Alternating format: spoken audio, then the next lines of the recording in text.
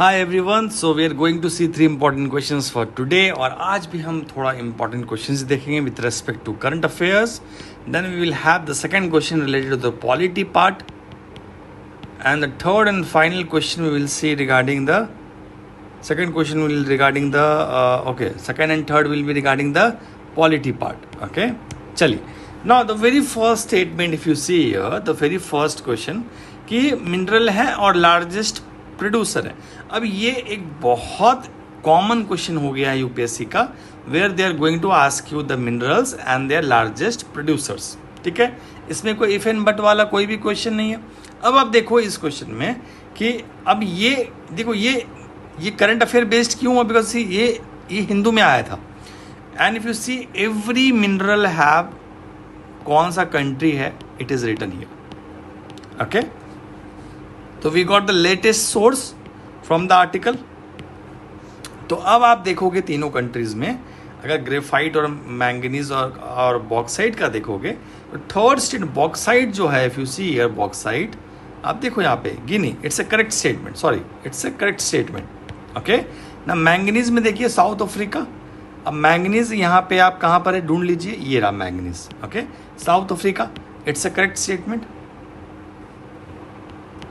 अब ग्रेफाइट में देखिए मेडागास्कर. अब ग्रेफाइट निकालिए, यहाँ पे कहाँ पर है, you can see graphite, China. Graphite में कौन है, चाइना. तो आपका जो आंसर है इस क्वेश्चन का ये होना चाहिए बी, 2 and 3. 2 and 3 क्यों, बिकॉज ग्रेफाइट यहाँ पे दिया है मेडागास्कर और ये क्या है, चाइना. तो this is what the answer is. Second and third are correct and the first. देखो ये कितना इंपॉर्टेंट डॉक्यूमेंट हो गया. अच्छा, जितने भी टेस्ट सीरीज रजिस्टर्ड स्टूडेंट्स हैं, right, we have given you every such question in the PDF form, जो भी मैं यहाँ पूछ रहा हूँ. So you people don't have to worry, I am trying to cover all the important aspects and this is very very important. Okay, अब आप देखो दूसरा क्वेश्चन. ये भी आप देखो आसान नहीं है, बहुत मुश्किल क्वेश्चन है ये, अगर आपको कॉन्सेप्ट नहीं पता है तो. With respect to the vice president, okay, if the total number of valid votes polled is 790, then the quota requiring to getting elected for the vice president. तो vice president का अगर आपको election procedure नहीं पता है, sorry procedure, not about the election, कौन vote करता है, electoral college कौन होना चाहिए, no, it's a procedure. तो आप देखोगे यहाँ पे कि the winning candidate has to secure, ये आपका total. तो जितने number of votes valid votes polled, ठीक है, बाई 2+1. ओके, अब आप देखो यहाँ पे क्या लिखा हुआ है, क्वेश्चन देखो क्या लिखा हुआ है. If the total number of valid votes polled 790 and then the quota required to getting elected. So ये आपका हो गया आंसर. ठीक है, 396 आंसर हो गया इसका. तो सी इज द राइट आंसर. समझ में आया, सिंपल फॉर्मूला. अब आप देखो next question. Next question is regarding the polity. अब इस क्वेश्चन को अगर आप देखोगे तो यहाँ भी आप गलत करोगे 100%. जस्ट कमेंट में बताओ if you have done correct, और if you have done correct do mention in the comment that I have done correct. Okay, let me no.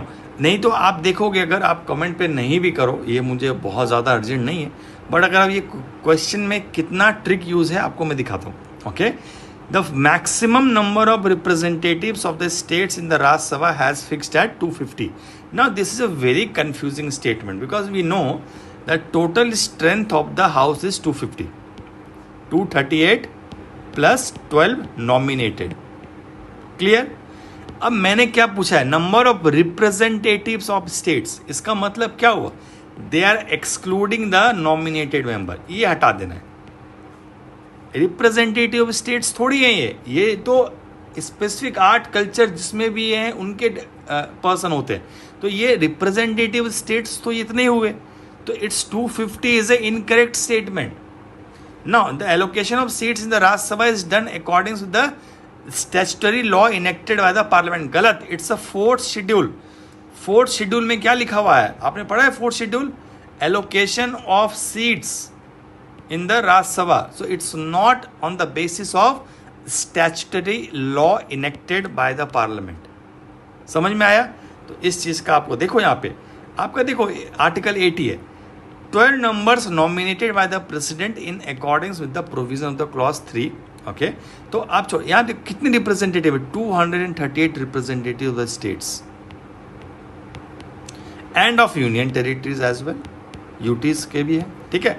तो इट्स 238 पहला स्टेटमेंट, और जो second statement shall be according with the provision the fourth schedule. सब कुछ constitution में लिखा हुआ है, नथिंग इज लाइक बियॉन्ड। तो आपको इतना ज़्यादा अलग सफ़र नहीं होना चाहिए पॉलिटी में, आप क्यों गलत करते हो। और ये सारी चीज़ देखो, यही चीज़ मैं आपको समझाना चाह रहा हूँ कि ये कोई मुश्किल भी क्वेश्चन नहीं, और ये आपको ऐसा नहीं है कि आपको आता नहीं है, आपने पढ़ा भी होगा।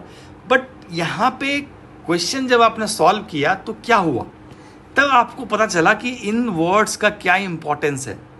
अगर आप क्वेश्चन सॉल्व नहीं करोगे तो मैं ये नहीं कह रहा कि यू डोंट नो दैट कि 250 होते हैं, 238 + 12 होते हैं, ये कॉम्बिनेशन आपको पता है, यू नो दिस। बट ये वर्ड अगर आप कैच नहीं करोगे तो आप नहीं कर पाओगे। इसीलिए आपको ज़रूरी है एक अच्छा प्रैक्टिस, और इसमें लैग करके एग्जामिनेशन देने जाते हो आप। तो कॉन्सेप्ट क्लियर करने के लिए practice is very, prelims clear करना है तो प्रैक्टिस इज़ वेरी इंपॉर्टेंट। तो this is for the today. आज हमने 3 क्वेश्चन देखा, बाकी का आप जाके वेबसाइट पे सॉल्व करो या क्वेश्चंस का कोर्स लो, जैसे आपको मर्जी है, बट प्रीलिम्स क्लियर करो। एंड एक हेल्प मिला है तो एक रिक्वेस्ट, एक थैंकफुल नोट भेजिए और अपने लाइफ में खुश रहिए। But try to clear prelims as soon as possible and as early, because उसके बाद 2-3 साल के बाद declining phase will start into your journey, फिर आसान नहीं है। Thank you so much, will see next question tomorrow.